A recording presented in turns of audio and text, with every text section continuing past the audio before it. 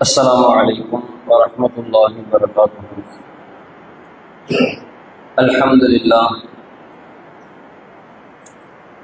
إن الحمد لله نحمده ونستعينه ونستغفره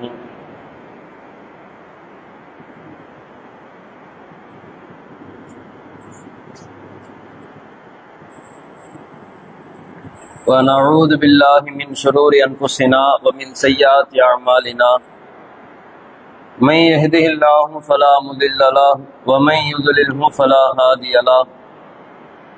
أشهد أن لا إله إلا الله وأشهد أن محمدا عبده ورسوله أما بعد. அளவற்ற அருளாளனும் நிகரற்ற அன்புடையோனுமாகிய எல்லாமல்ல அல்லாஹுக்கே புகழ் அனைத்தும் உரித்தாகட்டுமாக. அல்லாஹுவின் சாந்தியும் சமாதானமும் நபிகள் நாயகம் ஸல்லல்லாஹு அலைஹி வஸல்லம் அவர்கள் மீதும் அவர்களுடைய குடும்பத்தார்கள் மீதும் அவர்களுடைய வாழ்க்கையை பின்பற்றி வாழ்ந்த சஹாபாக்கள் மீதும் தாபிஈன்கள் மீதும் தபா தாபிஈன்கள் மீதும் இன்னும் இந்த மார்க்க சொற்பொழிவு நிகழ்ச்சியை கேட்பதற்காக அமர்ந்திருக்கிற நம் அனைவரின் மீதும் என்றென்றும் வற்றாமல் நிலவட்டுமாக. கண்ணியத்திற்குரிய எல்லாமல்ல அல்லாஹுவின் நல்லடியார்களே, தமிழ்நாடு தௌஹீத் ஜமாஅத் நாச்சிக்குளம் கிளையின் சார்பாக ஒவ்வொரு வாரமும் வியாழக்கிழமை அன்றே நடைபெறுகிற மார்க்க உள்ளரங்கு சொற்பொழிவு நிகழ்ச்சியிலே நாம் எல்லாம் ஒன்று கூடியிருக்கிறோம். இந்த அவையிலே சோதனை நல்லோர்களின் சொத்து என்கிற தலைப்பு எனக்கு வழங்கப்பட்டிருக்கிறது. அல்லாஹ் ரப்பல் ஆலமீன் இந்த உலகத்துல மனித சமுதாயத்தை படைத்து மனிதன் இந்த உலகத்திலே வாழ்வதற்கு அவனுக்கு தேவையாக இருக்கிற ஒவ்வொரு பொருளையும் அத்தனை தேவைகளையும் இந்த உலகத்திலே இறைவன் ஏற்படுத்தி தந்து அதன் மூலமாக அல்லாஹ் ரப்பல் ஆலமீன் இந்த மனித சமுதாயத்தை சோதிப்பதாக சொல்லி காட்டுகிறார். திருமறை குர்ஆனில் ஏராளமான வசனங்கள் எப்படி நமக்கு சொல்லுகிறது என்று சொன்னால், நம்மினுடைய செயல்பாடுகளை சோதிப்பதற்காகத்தான் உலகத்தில் இருக்கிற அத்தனை விஷயங்களும் படைக்கப்பட்டிருப்பதாக திருமறை குர்ஆன் நமக்கு சொல்லுகிறது. அப்படி இறைவன் இந்த உலகத்துல படைத்திருக்கிற பொருட்களின் மூலமாக படைப்புகளின் மூலமாக நம்மை எப்படி சோதிக்கிறான் என்று சொன்னால், இறைவன் திருமறையிலே சொல்லும் பொழுது வநபுலூக்கும் பிஷ்ஷர்ரி வல் கைரி ஃபித்னத்தின், உங்களை நாம் என்ன செய்கிறோம், நல்லவைகளின் மூலமாகவும் தீயவைகள் மூலமாகவும் உங்களை நாம சோதிக்கிறோம் என்று அல்லாஹ் சொல்லுகிறார். எந்த ஒரு காரியத்தை எந்த ஒரு பொருளையோ அல்லது எந்த ஒரு வஸ்துவை எடுத்துக்கொண்டாலும் ஒன்றை இறைவன் நமக்கு தருகிறான் என்று சொன்னால் அதன் மூலமாக நல்லவைகளிலும் சோதனை இருக்கிறது, நல்வழியிலும் சோதனை இருக்கிறது, அதுல இருக்கிற தவறுகளிலும் நமக்கு என்ன செய்கிறது, சோதனை இருக்கிறது. உதாரணத்திற்கு சொல்ல வேண்டும் என்று சொன்னால், இறைவன் ஒரு தம்பதிக்கு குழந்தையை தருகிறான். ஒரு தாய் தந்தைக்கு எல்லாம் என்ன செய்யறான், ஒரு குழந்தையை தருகிறான் என்றால் அந்த குழந்தையின் மூலமாக இறைவன் நமக்கு இரண்டு வகையான சோதனை இருக்கிறது. ரெண்டு வகையில் என்ன, அந்த குழந்தையை வளர்ப்பதில் நாம் எப்படி வளர்க்கிறோம், அந்த குழந்தையை வளர்க்கிற பொழுது நல்ல குழந்தையாக சாலிகான குழந்தையாக இபாதத்தோடு தொடர்பில் இருக்கிற ஒரு குழந்தையாக மார்க்கத்திற்கு கட்டுப்பட்டு இஸ்லாம் சொல்லுகிற செயல்பாடுகளை செய்கிற குழந்தையாக அந்த குழந்தையை வளர்க்கிறோமா, இது ஒரு சோதனை. அதுல இன்னொன்னு என்ன, ஒரு குழந்தை தரப்படுகிற பொழுது அந்த குழந்தையை சரியான முறையில் வளர்க்காமல் அதை அலட்சியமாக விடுத்து அந்த குழந்தைக்கு செய்ய வேண்டிய கடமைகளை சொல்லித்தர வேண்டிய பாடங்களை கற்பித்து தராமல் அந்த குழந்தைகளை ஏனோதானோ என்று சொல்லி வளர்க்கிறோம் என்றால் இதுவும் இறைவன் நமக்கு தருகிற ஒரு சோதனை. இப்படி ஒவ்வொன்றை எடுத்து பார்த்தாலும் அல்லாஹ் என்ன செய்யறான்னு சொன்னா, ஒரு வெற்றியை தந்தானேயானால் அந்த வெற்றியின் மூலமாக நீ அல்லாஹுவை புகழ்கிறாயா என்று சோதிப்பான்.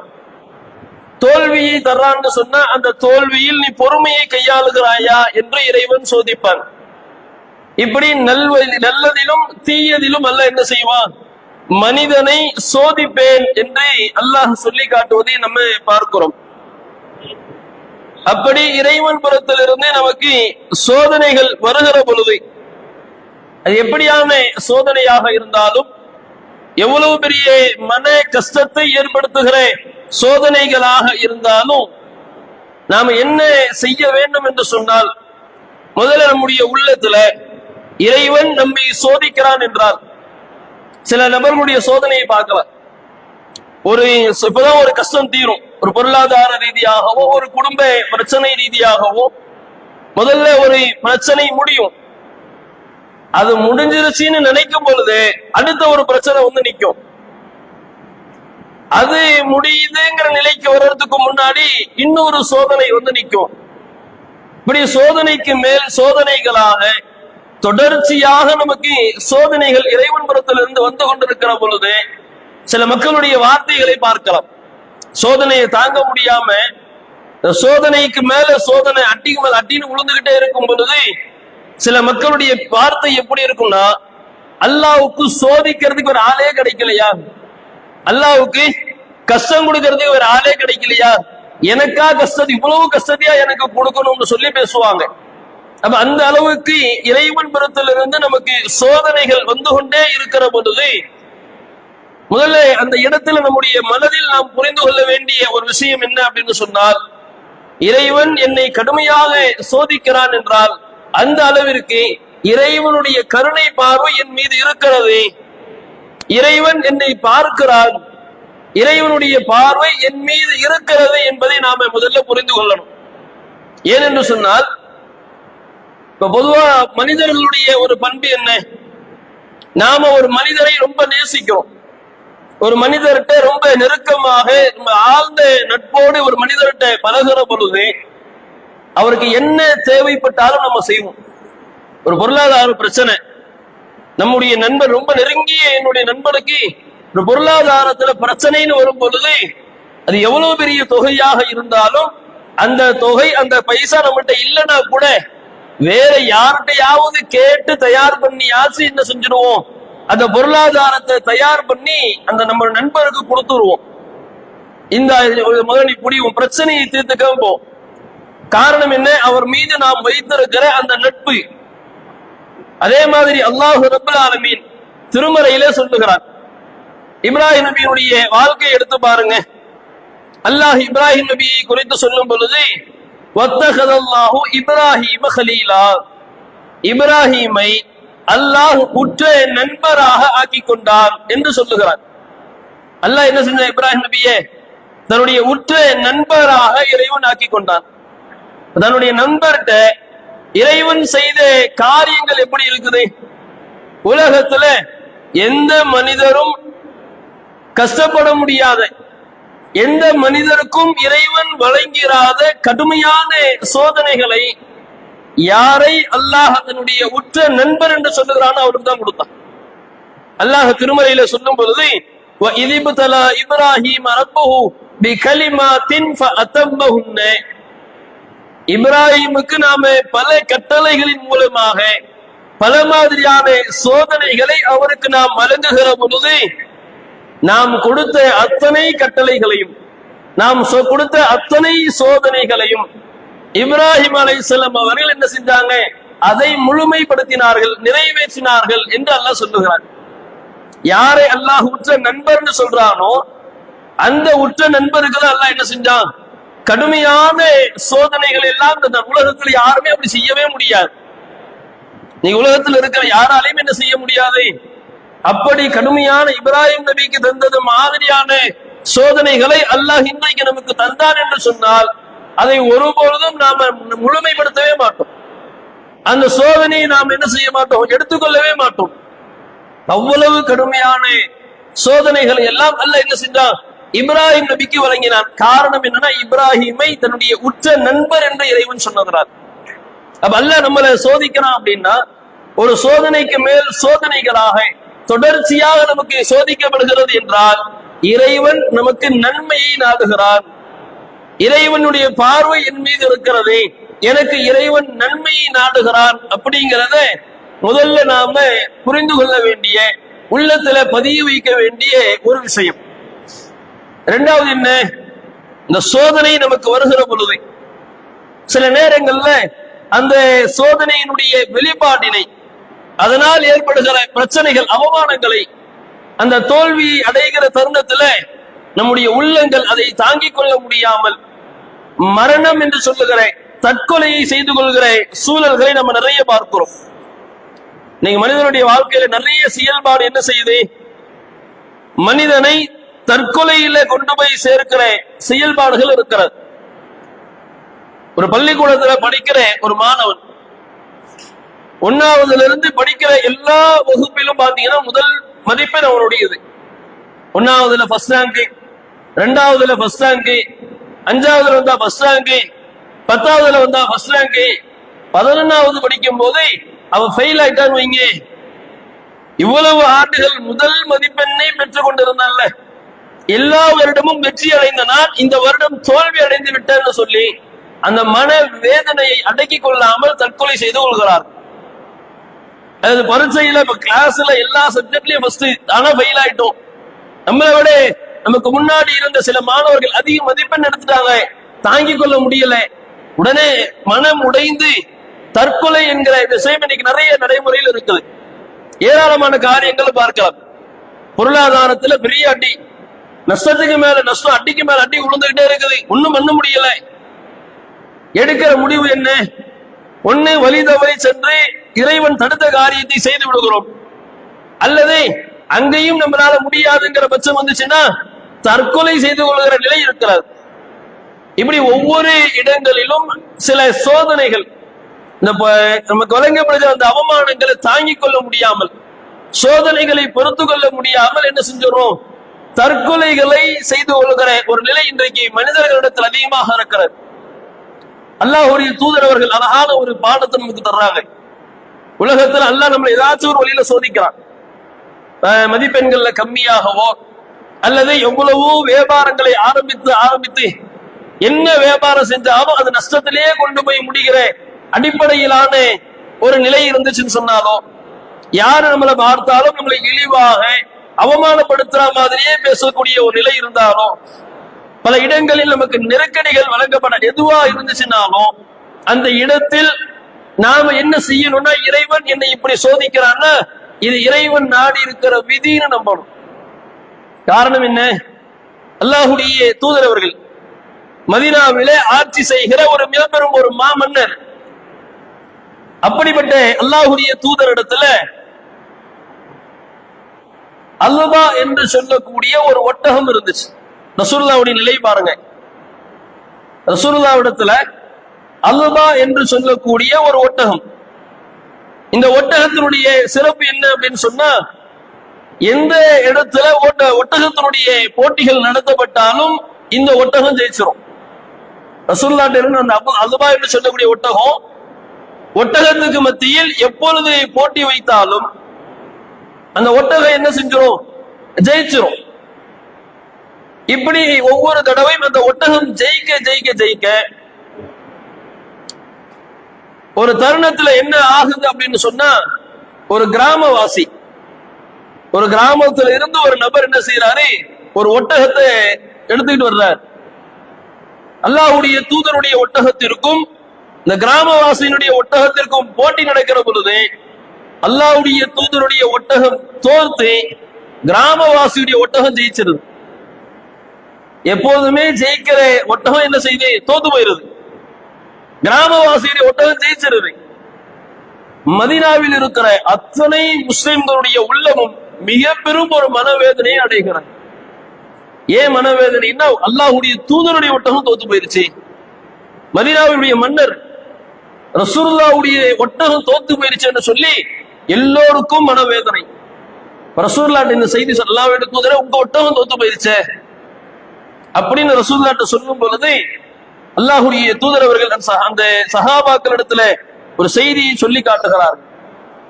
அல்லாஹ்வுடைய நீதி என்ன அப்படின்னு சொன்னா, உயர்ந்து கொண்டே இருக்கிற ஒரு விஷயத்தை, ஒரு பொருளை அல்லாஹ் என்ன செய்வானா, ஒரு கட்டத்துல மொத்தமா அடியில கொண்டு வந்து சேர்த்துருவான். ஜெயிச்சுக்கிட்டே இருக்கிறோம்னா, உயர்ந்து சென்று கொண்டே இருக்கிற பொழுது அது எதுவா இருந்துச்சுனாலும் அது அல்லாஹ் என்ன செய்வான், திரும்ப கீழே கொண்டு வந்துருவான். இதான் அல்லாஹ்வுடைய நியதின்னாங்க. அப்ப ஒரு இடத்தில் நாம் தொடர்ச்சியாக வெற்றி பெறுகிறோம் என்று சொன்னால் அந்த இடத்துல அல்லாஹ் என்ன செய்வான், திடீர்னு நமக்கு தோல்வியை தருவான். அது விதின்னு நம்பணும். இறைவன் இருந்து ஒரு கஷ்டம், ஒரு சோதனை வருதுன்னு சொன்னால் அது இறைவன் நமக்கு தருகிற ஒரு அது அல்லாஹ்வுடைய விதின்னு நாம என்ன செய்யணும், நம்பிக்கை கொள்ளக்கூடியவர்களாக இருக்கும். இப்ராஹிம் நபியுடைய செய்தி எடுத்து பாருங்க. இப்ராஹிம் நபிக்கு அல்லாஹ் ஏராளமான சோதனைகளை தந்திருக்கிறார். அதுல ஒரு 3ஐ மட்டும் நாம இப்ப நினைவுபடுத்தி பார்க்கணும். இப்ராஹிம் நபிக்கு வழங்கிய சோதனையில முதலாவது ஒரு சோதனை என்ன அப்படின்னு சொன்னா, திருமறை குர்ஆன்ல இறைவன் சொல்லுகிறான். 14வது அத்தியாயத்தினுடைய 39வது வசனத்திலே அல்லாஹ் சொல்லுகிறான், அல்ஹம்துலில்லாஹில்லதி வஹபலி அலல் கிபரி இஸ்மாஈல வ இஸ்ஹாக். தள்ளாத வயதில், முதுமை வயதில் இஸ்மாயிலையும் இஸ்ஹாக்கையும் எனக்கு தந்த அல்லாஹ்வுக்கே புகழ் அனைத்தும் அப்படின்னு என்ன செஞ்சாங்க, இப்ராஹிம் அலைஹிஸ்ஸலாம் அவர்கள் இறைவனிடத்துல பிரார்த்தித்தாங்க. இப்ராஹிம் நபிக்கு எப்போ குழந்தை பிறக்குது? இந்த வசனத்தின் அடிப்படையில் பார்க்கிற பொழுது தள்ளாத வயது, வயது முதிர்ந்த நிலையில், ஒரு வயசான ஒரு நிலையில என்ன செய்து இப்ராஹிம் நபிக்கு அல்லாஹ் குழந்தையை தருகிறார். அப்படி குழந்தையை தருகிற பொழுது இப்ராஹிம் அலைஹிஸ்ஸலாம் என்ன செய்யறாங்க, அல்லாஹ்வுக்கு புகழ் அனைத்தும்னு சொல்லி அந்த சோதனையை பொருந்தி கொண்டார்கள். இறைவன் எதை தந்தாலும் என்ன செஞ்சிடணும், நாம பொருந்தி கொள்ளக்கூடியவர்களாக இருக்க வேண்டும் என்பதை இந்த விஷயத்துல பார்க்கலாம். இப்ப இன்னைக்கு நம்ம எடுத்து பாருங்க, ஒரு நபர், ஒரு ஆண் ஒரு பெண் திருமணம் செய்கிறார்கள் என்று சொன்னால், இந்த திருமணம் செய்து ஒரு வருடத்திற்குள்ளார ஒரு குழந்தை பிறக்கவில்லை என்று சொன்னால் கடுமையாக பேசப்படுவார். அது ஆணுக்கு பெரிய பாதிப்பை ஏற்படுத்துதோ இல்லையோ, அந்த பெண்ணுக்கு என்ன செய்யும், பார்க்கிற இடங்களில் எல்லாம் ஒவ்வொருவரும் ஒவ்வொரு மாதிரியான விஷயங்கள்ல கேள்வியை கேட்டு கேட்டு கேட்டு என்ன செய்வாங்க, மனசு ரொம்ப நோகடிப்பாங்க. அது நீங்க அந்த மாதிரி கஷ்டங்களை நம்மால் தாங்கிக் கொள்ளவே முடியாது. அந்த மாதிரி 1 வருஷம் ஆச்சு, 2 வருஷம் ஆச்சு, இறைவன் இருந்து நமக்கு எந்த விதமான நல்ல குழந்தைங்கிற நல்ல செய்தி கிடைக்கல. உடனே நாம எப்படி போயிடணும் அப்படின்னா, வழி தவறி சொல்லக்கூடிய நிலைகளை பார்க்கிறோம். அல்லாஹ் ஒரு திருமணமாகி ஒரு 2 வருஷம் 3 வருஷம் ஆகியும் குழந்தைன்னு ஒண்ணு பிறக்கலன்னு வைங்க, அடுத்த கட்ட முடிவு நாம எடுக்கிறது என்ன, எந்த தர்காக்கு போய் யாரிடத்துல கயிறு வாங்கி கட்டினா குழந்தை பிறக்கும், இந்த தர்காக்கு போ, இந்த அஜரத்துட்ட தாயத்து வாங்கி கட்டி, அல்லது இந்த சில நபர்கள் இருக்கிறாங்க ஆன்மீகவாதிகளாக, இந்த ஆன்மீகவாதியை போய் பாரு, அவர்கிட்ட போய் பார்த்தோன்னு சொன்னா உனக்கு அவர் சில விஷயங்கள் சொல்லுவார், குழந்தை பிறக்கும்னு சொல்லி ஒவ்வொரு நபராக சென்று இறைவனிலிருந்து கிடைக்க வேண்டியதை அல்லாஹ்விடத்துல கேட்கிறத மற்ற எல்லார்ட்டையும் போய் கேட்கக்கூடிய ஒரு நிலையை பார்க்கிறோம். ஆனால் இப்ராஹிம் நபி எப்படி இருந்தாங்க, அவர்களுக்கு வயதாகிற வரையிலும் அல்லாஹ் குழந்தையை கொடுக்கல. வயதான நிலையில தள்ளாத வயதை அடைகிற பொழுது, முதுமையை அடைகிற பொழுதுதான் அல்லாஹ் அவர்களுக்கு குழந்தையை தருகிறான். அல்லாஹ் இப்ராஹிம் நபி என்ன செய்யறாங்கன்னா, முதுமை வயதில் எனக்கு குழந்தையை தந்த அல்லாஹ்வுக்கு புகழ் அனைத்தும் அப்படிங்கிறாங்க. அல்ல புகழ் எல்லாம் அல்லாஹ்வுக்கு என்று என்ன செய்யறாங்க, இப்ராஹிம் அலைஹிஸ்ஸலாம் அவர்கள் சொல்லுகிற ஒரு நிலையை பார்க்கிறோம். ஆனால் இன்றைக்கு இந்த ஒரு வேதனையை, சோதனை அல்லாஹ் நமக்கு கொடுத்தான்னா, நாம் அந்த சோதனையை ஏற்றுக்கொள்ளக்கூடியவர்களாக, பொறுமையோடு இருக்கக்கூடியவர்களாக இருக்கிறோமான கிடையாது. அதற்கு என்னென்ன வழி இருக்குதுன்னு சொல்லி மார்க்கத்துல இல்லாத முரணான பல காரியங்களை செய்யக்கூடிய நிலைக்கு, வழி தவறி செல்லக்கூடிய நிலைக்கு நாம் விரைந்து செல்லக்கூடியவர்களாக இருக்கிறோம். அதே இப்ராஹிம் நபியுடைய இன்னொரு சோதனை, அல்லாஹ் குழந்தையை கொடுத்துட்டான். குழந்தையை கொடுத்து அந்த குழந்தை பால் மறக்கடிப்பதற்கு முன்பாக தன்னுடைய தாயினத்துல பால் குடிக்கிற அந்த தருணத்திலேயே அந்த வயதுக்குள்ளேயே அல்லாஹ் என்ன செய்யறான், இப்ராஹிம் நபிக்கு இன்னொரு கட்டளையை பிறப்பிக்கிறான். என்ன கட்டளை? யாரும் இல்லாத, எந்த விதமான பழங்களோ உணவுகளோ பேரித்தம்பழங்களோ எதுவுமே இல்லாத ஒரு பாலைவனத்துல கொண்டு போய் என்ன செய்ய, உன்னுடைய மனைவியையும் உன்னுடைய மகனையும் கொண்டு போய் விடுங்கிறான். ஒரு குழந்தை பிறக்குது, வயதான தருணத்துல அல்லாஹ் ஒரு குழந்தையை தர்றான். அந்த குழந்தை எப்படிப்பட்ட குழந்தை? ரொம்ப அறிவான குழந்தை. அல்லாஹ் குர்ஆனிலே சொல்லுகிறார். இஸ்மாயில் நபி அந்த இப்ராஹிம் நபியுடைய குழந்தையை குறித்து பேசும் பொழுது சாலிஹான அறிவான குழந்தை அப்படின்னு அல்லாஹ் சொல்லி காட்டுறான். அறிவான ஒரு குழந்தை அல்லாஹ் தர்றான். தந்தை எவ்வளவு பாசமா இருக்கும். ஒரு வயதான நிலையில் நமக்கு அல்லாஹ் ஒரு குழந்தையை தரான எவ்வளவு பாசமா அந்த குழந்தையை நம்ம பார்த்துக்குருவோம். இந்த குழந்தை மேல எவ்வளவு பாசத்தை காட்டுவோம். அல்லாஹ் அடுத்த சோதனையாக இப்ராஹிம் நபிக்கு சொல்லுகிறான், அந்த மனைவியையும் அந்த குழந்தையும் கொண்டு போய் என்ன செய்ய, ஒரு பாலைவனத்துல கொண்டு போய் விட்டுட்டு வாங்குறான். இப்ராஹிம் அலைஹிஸ்ஸலாம் என்ன செய்யறாங்க, இறைவனிலிருந்து வந்த கட்டளை, தன்னுடைய மனைவி தன்னுடைய பிள்ளையும் கொண்டு போய் என்ன செய்யணும், யாருமே இல்லாத, உணவு இல்லாத, தண்ணி இல்லாத, ஒண்ணுமே கிடையாது, அப்படிப்பட்ட ஒரு இடத்துல போய் விடணும். இன்னைக்கு நம்ம செய்வோமா? இன்னைக்கு நம்முடைய இன்றைக்கு காலத்தில் வாழ்கிற பெண்கள் ஒரு இடத்துல ஒரு 5 வீடு 6 வீடு இருக்குது, வேற வீடு கிடையாது. அந்த மாதிரி ஒரு இடத்துல நாம கொண்டு போய் நம்முடைய குடும்பத்தாரை வைக்கிறோம் என்று சொன்னால் அதை கூட ஏத்துக்க மாட்டாங்க. இருக்கிறது 5-6 வீடு தான் இருக்குது, இந்த இடத்துல எப்படி நாங்க பாதுகாப்பா இருக்கிறது, இங்க எப்படி எங்களுக்கு தேவைகள் எல்லாம் கிடைக்கும் அப்படின்னு சொல்லி பல மாதிரியான நெருக்கடிகளை தருவார்கள். ஆனால் இப்ராஹிம் நபி தன்னுடைய மனைவியும் பிள்ளை எங்க கொண்டு போய் விடுறாங்க?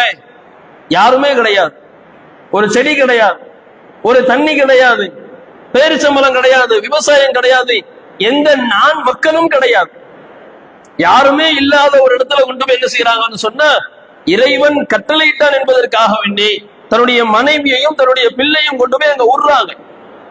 காபத்துல்லாவுக்கு அது பக்கத்துல என்ன செய்யறாங்க, கொண்டு போய் விடுறாங்க. இது அல்லாஹ் குர்ஆன்ல சொல்லுகிறான். இப்ராஹிம் நபி என்ன செஞ்சாங்கன்னு சொன்னா, தன்னுடைய உனது ஆலயத்திற்கு அருகில் அவர்களை நான் குடியமர்த்தி விட்டேன் அப்படின்னு அல்லாஹ் இப்ராஹிம் நபி சொன்னதை அல்லாஹ் சூரத்துல் இப்ராஹிம் 14வது அத்தியாயத்தினுடைய 37வது வசனத்திலே சொல்லுகிறான். அப்ப இந்த நிகழ்வு புகாரியில 3364வது நபிமொழியாக பதிவு செய்யப்படுகிறது. என்ன நடக்குது அப்படின்னா, அந்த மனைவியினுடைய இறையச்சத்து, அல்லாஹ்வுடைய மனைவியுடைய திருப்தி பாருங்க. அல்லாஹ் ஒரு சோதனையை தரும் பொழுது இப்ராஹிம் நபி அல்லாஹ்வுடைய உற்ற நண்பர் நல்லா சோதிக்கிறான். அவருடைய மனைவிக்கும் இது சோதனையா தான் போகுது. மனைவியை கொண்டு போய் விடுறாங்க. விட்டுட்டு இப்ராஹிம் நபி திரும்பி வருகிற பொழுது ஹாஜரா அம்மையார் அவர்கள் இப்ராஹிம் நபிக்கு பின்னாடியே வர்றாங்க. தன்னுடைய கணவரை அழைத்து கேள்வி கேட்டுட்டே வர்றாங்க.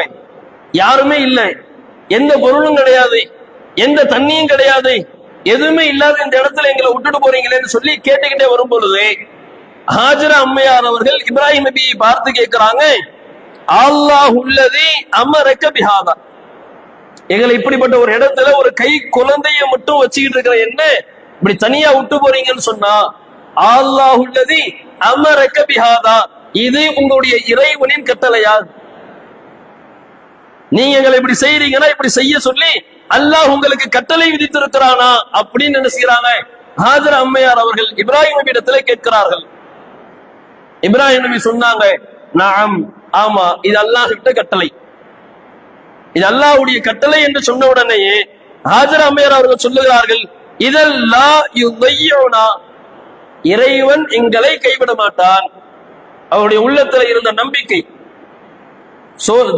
பழங்கள் கிடையாது, தண்ணீர் கிடையாது, எந்த விதமான உதவிக்கான மனிதர்கள் கிடையாது, கையில ஒரு பச்சளும் குழந்தை மட்டுமே கையில் இருக்கிறது.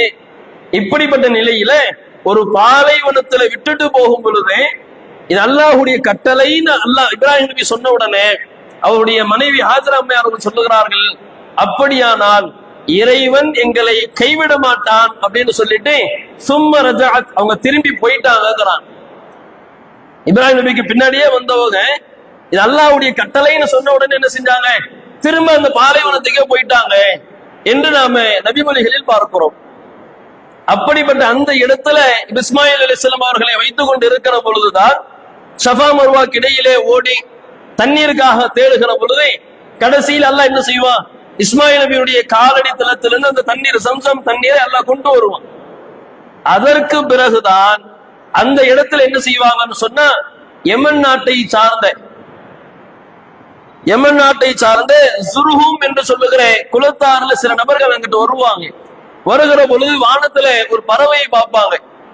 அந்த பறவை எப்படிப்பட்டது, எங்க நீர் இருக்குதோ அங்கதான் ரவுண்ட் அடிக்கும். வானத்துல எந்த இடத்துல நீர் இருக்குதோ நீர் இருக்கிற இடத்துல அந்த பறவை என்ன செய்யும், மேல சுத்தும். அப்படிப்பட்ட பறவையை பார்த்த உடனே அப்ப அங்க ஏதோ தண்ணி இருக்குது அப்படின்னு சொல்லி அந்த இடத்தை நோக்கி வருகிற பொழுது அங்க என்ன செய்வாங்க, ஆஜர் அம்மையாரையும் இஸ்மாயில் அலையும் பார்த்ததற்கு பிறகுதான் அந்த ஜுர்ஹும் குலத்தை சார்ந்த மக்கள் அதற்கு பிறகு அந்த இடத்துல குடியேறினார்கள் என்கிற வரலாற்று செய்தியை நாம புகாரியிலே பார்க்கிறோம். அப்ப அல்லாஹ் ஒரு சோதனையை தரும் பொழுது இப்ராஹிம் நபிக்கு தன்னுடைய குழந்தையை கொண்டு போய் விடுறது ஒரு சோதனை. அவன் ஹாஜர் அம்மையாருக்கு என்ன பிரச்சனை, என்ன சோதனை, யாருமே இல்லாத ஒரு இடத்துல கொண்டு போய் விடுறாங்கல்ல, எவ்வளவு பெரிய ஒரு கஷ்டமா இருக்கும். ஒரு கை குழந்தைய கையில வச்சுட்டு இருக்கிறோம், அதுவும் பால் குடிக்கிற கை குழந்தை. இந்த குழந்தையே ஒரு உணவு இல்லாத, ஒரு ஆள் இல்லாத, யாருமே இல்லாத ஒரு இடத்துல கொண்டு போய் விடுகிற பொழுது இறைவன் எங்களை கைவிட மாட்டான்ங்கிற அந்த நம்பிக்கைக்கு வந்தாங்கல்ல. அப்படி இறைவன் நம்மை சோதிக்கிற பொழுது எப்படிப்பட்ட கடுமையான சோதனையாக இருந்தாலும் நம்முடைய உள்ளத்துல அந்த எண்ணம் இருக்கும். ஒரு கஷ்டத்தை எல்லாம் எனக்கு தர்றானா, ஒரு சோதனை இறைவன் புறத்திலிருந்து எனக்கு கிடைக்க பெறுகிறது என்றால் என்னுடைய நம்பிக்கை என்ன, இது இறைவன் புறத்திலிருந்து எனக்கு இந்த சோதனை வருகிறது, இது அல்லாஹ் எனக்கு பாதுகாப்பா இருப்பான், இது அல்லாஹ் எனக்கு உதவி செய்வான் என்கிற நம்பிக்கையை நம்முடைய உள்ளத்தில் என்ன செய்யணும், ஆழமாக பதிய வைக்கணும். இப்படி ஒவ்வொரு சோதனைகள், இப்ராஹிம் நபிக்கு இறைவன் வழங்குகிற சோதனைகள் ஒவ்வொன்றையும் என்ன செஞ்சாங்கன்னா அதை நிறைவேற்றினார்கள். அதே தருணத்துல நம்முடைய வாழ்க்கையில அல்லாஹ் சோதனை தந்துகிட்டே இருக்கிறான் வைங்க, எல்லா சோதனைகளையும் வருகிற பொழுது அதை நாம பொறுமையாக கையாளணும். ஏன் பொறுமையாக இருக்க வேண்டும் என்று சொன்னால் இறைவன் திருமறையில சொல்லி காட்டுகிறான்,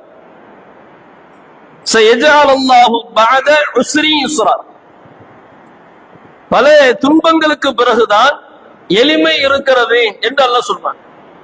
அல்லாஹ்ட்ட ஒரு சோதனை வருது, அந்த சோதனை பல கஷ்டங்கள் நெருக்கடிக்கு பிறகு அந்த சோதனை நம்மகிட்ட இருந்து விலகுகிற பொழுது இன்னொரு சோதனை வரும். ஏன்னா அல்லாஹ்வுடைய பார்வை நம்மிடத்தில் நம் மீது இருக்கிற பொழுது, நம்மளுக்கு அல்லாஹ் நன்மையை நாடுகிறான் என்று சொல்லுகிற பொழுது அல்லாஹ் நமக்கு என்ன செய்வான், கடுமையான சோதனைகளை தந்து கொண்டே இருப்பான். இந்த சோதனைகள் தர தர தர நாம பொறுமையோடு அதை கையாண்டு கொண்டே இருந்தோமையானால் ஒரு காலத்துல அல்லாஹ் என்ன செய்வான்னா அதுல இருந்து நமக்கு எளிதை தருவான், இன்பத்தை தருவான். ரசூலுல்லாஹ்வுடைய வாழ்க்கை எடுத்து பாருங்க. அல்லாஹ்வுடைய தூதர் அவர்கள் நபியாக மக்காவில் இருக்கிற பொழுது நபியாக ஆனதற்கு பிறகு ஏறத்தாழ 13 ஆண்டுகள் மக்காவுடைய வாழ்க்கை ரசூலுல்லாஹ்க்கு எப்படி இருந்துச்சு, பயத்தோடு பல மாதிரியான இன்பங்களுக்கு துன்பங்களுக்கு மத்தியில அல்லாஹுவை தொழுதால் அங்க பிரச்சனை, ஒரு சரியான உணவு கிடைக்காது, எந்த ஒரு இபாதத்தையும் வெளிப்படையாக செய்ய முடியாது, அங்க இருக்கிற மக்கள் எப்பதான் தொந்தரவு கொடுப்பாங்கன்னு சொல்லி அவர்களுக்கு பயந்தவர்களாகவே ஏறத்தாழ 13 ஆண்டு காலங்களை அல்லாஹுடைய தூதர் அவர்கள் மக்காவுல கழிச்சாங்க. 13 வருஷத்துக்கு பிறகு அல்லாஹுடைய தூதருக்கு இறைவன் தந்த ஒரு எளிமை இனிமை என்ன அப்படின்னு சொன்னா, மதீனாவுக்கு அல்லாஹுடைய தூதர் அவர்கள் ஹிஜ்ரத் செய்கிறார்கள் என்கிற நிலை வருகிற பொழுது ரசூலுல்லாஹ் எப்படா வருவாங்கன்னு மதீனால இருக்கிற எல்லோருமே எதிர்பார்த்து கொண்டிருக்கக்கூடிய அளவுக்கு ஒரு மாற்றத்தை அல்லாஹ் கொடுத்தார். மக்கால 13 ஆண்டு காலம் எந்த இபாதத்தும் செய்ய முடியாது, யாரை கண்டாலும் ஏதாவது பிரச்சனை வருங்கிற பயம் இருக்கும். ஆனால் மதீனாவுக்கு வருகிற பொழுது மக்களுடைய எண்ணம் என்னன்னா, ரசூலுல்லாஹ் வர்றாங்க, அல்லாஹ்வுடைய தூதர் எப்ப வருவாங்கன்னு சொல்லி எதிர்பார்க்கக்கூடியவர்களாக, அல்லாஹ்வுடைய தூதர் அவர்கள் எந்த கட்டளையை சொன்னாலும் அதை உடனே நிறைவேற்றக்கூடியவர்களாக, அல்லாஹ்வுடைய தூதரை எப்பொழுதும் நல்ல நிலையில் பார்க்கக்கூடியவர்களாக, அவர்கள் சொல்லுகிற செய்திகளை நிறைவேற்றுகிற சஹாபாக்களாக மதீனாவிலே சஹாபாக்கள் இருந்தார்கள். அல்லாஹ் ஒரு மிக பெரும் மாற்றத்தை கொடுத்தான். ஒரு 13 ஆண்டு கால கஷ்டத்திற்கு பிறகுதான் ரசூலுல்லாஹ்வுக்கு அல்லாஹ் என்ன செஞ்சான், இன்பமான ஒரு வாழ்க்கையை இறைவன் தந்தான் என்பதை இறைவன் நமக்கு ஆரம்பத்துல துன்பத்தை தருகிறான் என்றால் அது ஒரு கட்டத்தில் அல்லாஹ் என்ன செய்வான், அந்த பிரச்சனைகளில் இருந்து மொத்தமா நீக்கி நமக்கு இனிமையான ஒரு வாழ்க்கையை தருவான் என்பதை இந்த வசனமும் நமக்கு எடுத்து காட்டுகிறது. நம்ம இறைவன் புறத்திலிருந்து நமக்கு சோதனைகள் வருகிற பொழுது அது எப்படியான சோதனைகளாக இருந்தாலும் அந்த சோதனைகளை நாம் பொறுமையோடு இது இறைவன் புறத்திலிருந்து எனக்கு வருகிற விதியாக இருக்கிறது என்று நம்பி அதுல என்ன செய்யணும், திருப்தி கொள்ளக்கூடியவர்களாக அந்த சோதனைகளை கொண்டு நன்மையை இறைவன் நமக்கு தருவான் என்கிற நம்பிக்கையோடு அந்த சோதனைகளை பொறுமையாக கையாளக்கூடிய நபர்களாக இருந்தோமேயானால் நாளைய மறுமையில் அதை கொண்டு நாம் என்ன செய்யலாம், சொர்க்கத்திற்கு செல்லக்கூடிய நபர்களாக இருக்கலாம். அப்படிப்பட்ட நல்லடியார்களாக வல்ல இறைவன் உங்களையும் என்னையும் ஆக்கில் புரிவானாக என்கிற பிரார்த்தனையோடு எனது உரையை நிறைவு செய்கிறேன். வாஹிர் தவானா அல்ஹம்துலில்லாஹி ரப்பில் ஆலமீன். அஸ்ஸலாமு அலைக்கும் வரஹ்மத்துல்லாஹி வபரகாத்துஹு.